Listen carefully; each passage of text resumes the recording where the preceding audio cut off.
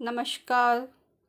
आदर्श शिक्षण संस्थान नागौर की ऑनलाइन क्लासेस में आप सभी का स्वागत है। कक्षा सप्तमी, विषय सामाजिक विज्ञान, चैप्टर है 2 नए राज्य व उनके राज्य।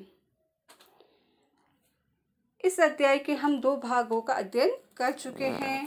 पहले भाग में नए राज्य वंशों का उदय, दूसरे में त्रिपक्षीय संघर्ष के बारे में। त्रिपक्षीय यानी राष्ट्रकूट, गुर्जर प्रतिहार व पाल वंश, इन तीनों के बीच हुए संघर्ष के बारे में।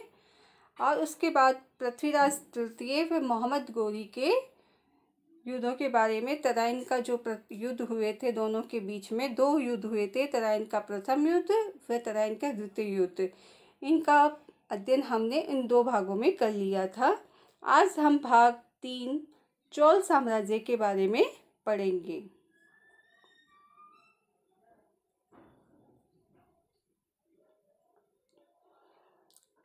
चोल राज्य ये कावेरी नदी के डेल्टा क्षेत्र का मुटियार नाम के प्रसिद्ध एक छोटे मुख्य परिवार की सत्ता थी।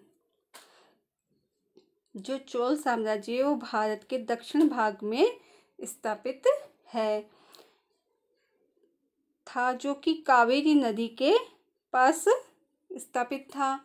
और इसी के कावेरी डेल्टा के पास एक मुटियार नाम का प्रसिद्ध परिवार था, जिसके पास इसकी सत्ता थी। ये कांचीपुरम पल्लव राजाओं के मातहत थे। ये जो मातहत यानी का अर्थ है सामंत। मातहत किसे बोलते हैं? मातहत सामंत को बोला जाता है।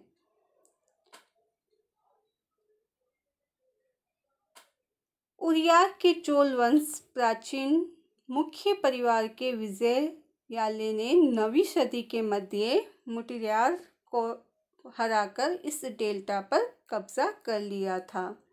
जो चोल वंश का जो प्राचीन है उरियार, उन्होंने इस मुटियार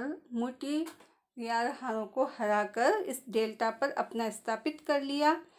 और इसी प्रकार से आगे इसके उत्तराधिकारी ने भी जो पड़ोसी क्षेत्र थे उनको जीतकर धीरे धीरे अपने राज्य का क्षेत्रफल व शक्ति दोनों का ही विस्तार कर लिया था। क्षेत्रफल यानी भूभाग को बढ़ाना, दूसरे राज्यों को जीतकर अपने राज्य में मिलाना, जिससे क्षेत्रफल वृद्धि होती है। शक्ति, शासन सत्ता को एकदम अच्छे से बना लेना, अपनी सैन्य शक्ति को भी विस्तारित करना, ये दोनों रूप से चोल वंशों के उत्तराधिकारियों का कार्य रहा है। हम इस मानचित्र में देखेंगे जो चोल के जो पड़ोसी क्षेत्र हैं, गंगकोड, चोलपुरम, तंजावुर और उरेयू, ये सब इसी दक्षिण भाग के अंतर्गत स्थापित हैं। ये चोल जो दक्षिण भारत में स्थापित है, कावेरी नदी के डेल्टा पर स्थापित है। और इसी के साथ इसके प्रमुख क्षेत्र और हैं उरेयू, तंजावुर और गंगकोड, चोलपुरम।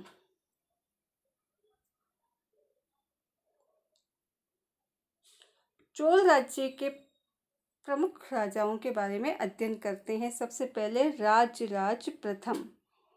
ये चोल वंश का सबसे शक्तिशाली राजा रहा है। ये 985 ईस्वी में राजराज प्रथम राजा बना था।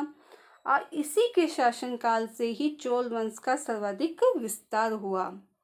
और राजराज प्रथम ने अपने प्रशासन का पुनर्गठन भी किया। यानी प्रशासन का पुनर्गठन, जो साम्राज्य इधर उधर बिखरा हुआ था उसको एक समूह में बांध दिया था। किसके द्वारा?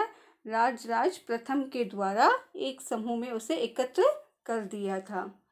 फिर राजराज के पुत्र राजेंद्र प्रथम इसके उत्तराधिकारी बने। राजाओं का शासक वंशानुगत होता है, तो राजराज के बाद उसका पुत्र राजेंद्र प्रथम उत्तराधिकारी के रूप में राजा बना।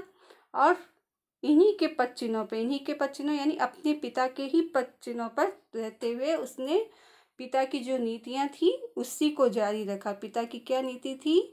शासन का विस्तार करना और शक्ति बढ़ाना। तो उसी नीतियों पर चलते हुए राजेंद्र प्रथम ने गंगा घाटी, श्रीलंका, दक्षिण पूर्वी एशिया देशों पर हमला किया और उन्हें अपने साम्राज्य में मिलाया। और इसी दौरान उन्होंने एक नई सेना का भी गठन किया था, जो थी जल सेना।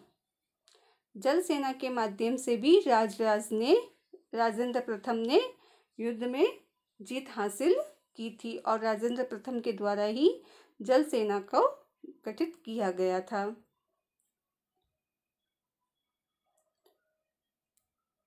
चोल साम्राज्य के अब भव्य मंदिर और कांस्य मूर्तिकला। कांस्य एक धातु होती है।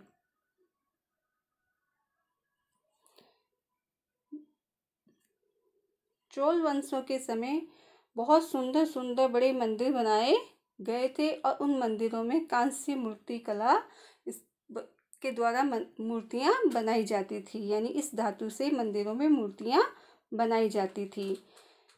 तंजावुर और गंगाई कोड चोलपुरम के जो बड़े बड़े मंदिर हैं वो चोल राजा राजराज प्रथम व राजेंद्र प्रथम के द्वारा ही स्थापित किए गए थे।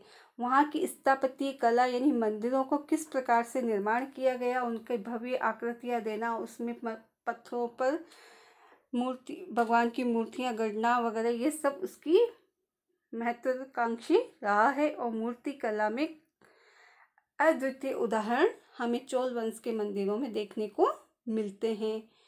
चोल मंदिर है अक्सर वे अपने मंदिर के आसपास विकसित होने वाली बस्तियों के केंद्र बन गए थे।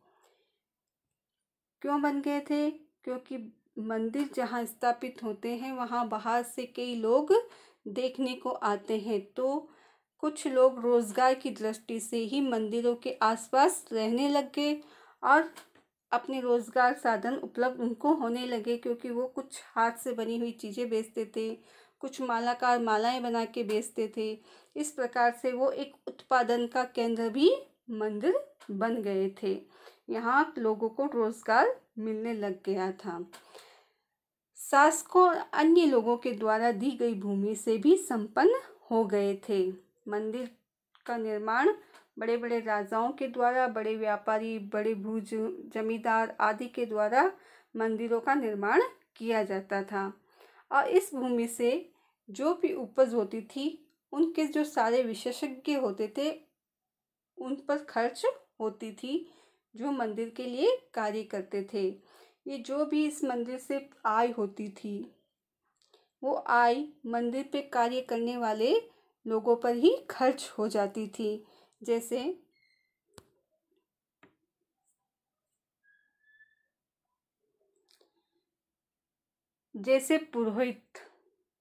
पुरोहित जो मंदिर में पूजा करते थे, मालाकार जो मालाएं बनाते थे, बावर्ची जो भगवान के लिए प्रसाद खाने वगैरह की व्यवस्था करते थे, मेहतर जो मंदिर के प्रांगण को साफ करते थे, संगीतकार और नर्तक जो भगवान के भजन इत्यादि गाते थे और उन पर नृत्य करते थे, ये सब मंदिर में कार्य करने वाले लोग होते थे। अर्थात ये मंदिर है वो पूजा स्थान नहीं था।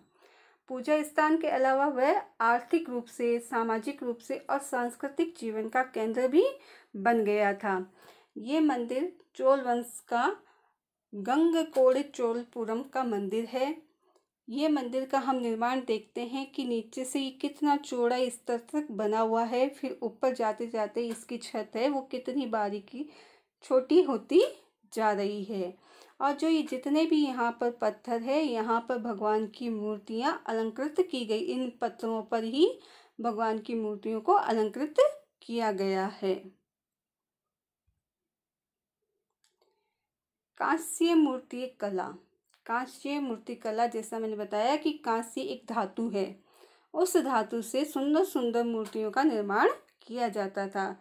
चोल वंश की प्रतिमाएं हैं वो संसार में उत्कृष्ट रूप से जानी जाती है, क्योंकि वहाँ ये प्रतिमाएं सारी कांस्य से बनाई गई है, कांस्य धातु से बनाई गई है। मंदिरों के साथ जुड़े हुए शिल्पों ने